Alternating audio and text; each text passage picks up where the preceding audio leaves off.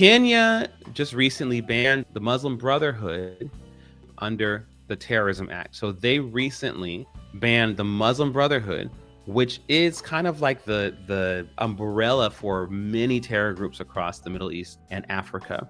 Egypt did that a few years ago. And the reason why this is so important is that we're living in a time where leaders, countries are really making these hardline decisions, right?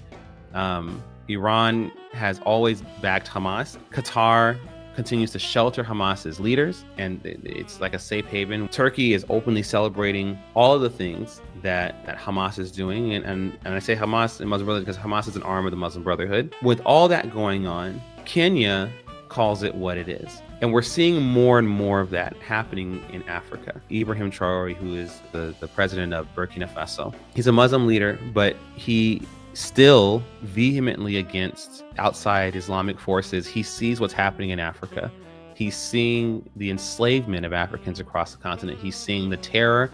He knows the stats that we talk about at IPSI, which is most of terror in the world, the majority of it is on the continent of Africa. Africa is a hotbed for terrorism. He sees all that. Just recently, I saw an article that came out. There was this proposal to build mosques in Burkina Faso, and he refused. And he said, no, if we're going to be building things, we need to build schools. We need to build schools. We need to build other things that actually will help our young people.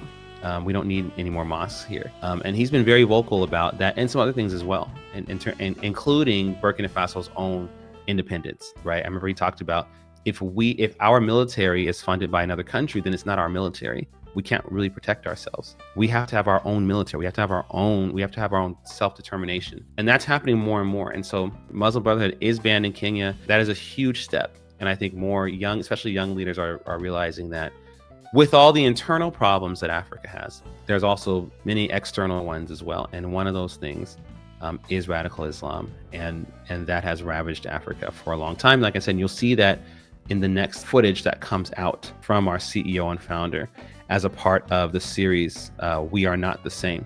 So you should check that out. And that's African Slavery. That'll be out soon.